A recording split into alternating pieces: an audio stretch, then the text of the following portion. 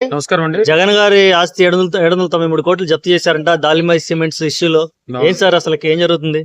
మొత్తం కలిపి ఇప్పుడు కాదు కదండి, మొత్తం కలిపి జగన్మోహన్ రెడ్డి గారు ఆస్తులు 40,000 కోట్లు ఈడీ జప్తు చేసింది.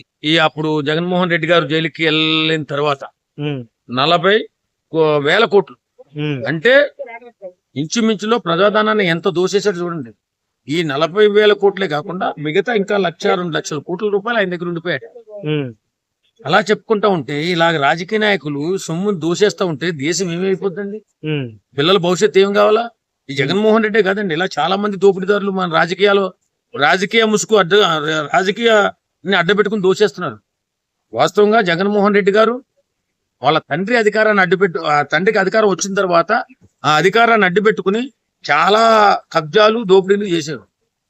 అలాంటి వ్యక్తిని చాలా మంది దేవుడు రావుడు సూర్యుడు అని చెప్పి పొగుడుతున్నారు. కారణం ఏంటి? అలా ఎడిట్ చేశారు కొంతమంది అభిమానులు. శవాలను అడ్డు పెట్టుకోవడం, సావులను అడ్డు పెట్టుకోవడం, ఇలాగ మొన్న వాళ్ళ తండ్రిని అడ్డు పెట్టుకుని అధికారంలోకి వచ్చారు. అధికారంలోకి వచ్చిన తర్వాత దోపిడీ ఆగిందా? ఆగల. 30,000 కోట్లు ఏమో దోచేసాడు అంటున్నారు అక్కడ. ఇలా దోచుకుంటూ రాజకీయ నాయకులు పోతే మధ్యతరగతి వాళ్ళు, పేదవాళ్ళు ఎలా బతకాలండి? నాకు అర్థం కాదు. నిజంగా మధ్యతరగతి కుటుంబాలు చాలా ఇబ్బందులు పడుతున్నాయంటే కారణం ఇలాంటి రాజకీయ నాయకులు దోపిడీ వల్ల. ఈ దోపిడీ ఆగాలి. ఇలాంటి వ్యక్తులు సమాజంలో తిరగకూడదు, జైళ్లలో ఉండాలి వీళ్ళు. అలాంటి దుర్మార్గమైన పనులు చేస్తూ జనాలు పట్టగొడుతున్నారు వీళ్ళు. మరి ఇలాంటి వ్యక్తులను మాత్రం కఠినంగా శిక్షిస్తేనే బాగుంటుంది అనుకుంటున్నాను. ఓకే, నెక్స్ట్ ఇంకేమన్నా ఇప్పుడు కేసుల గురించి ఏమన్నా తేలే అవకాశం ఉందంటారా? జగన్ గారి మీద పెట్టిన కేసులు ఖచ్చితంగా జగన్ గారు బయటకు వెళ్ళిపోతాడు, జైలుకి వెళ్ళిపోతాడు. ఇక ఖచ్చితంగా వెళ్ళిపోతాడు.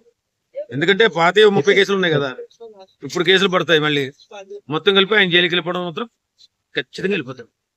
Okay, thank you.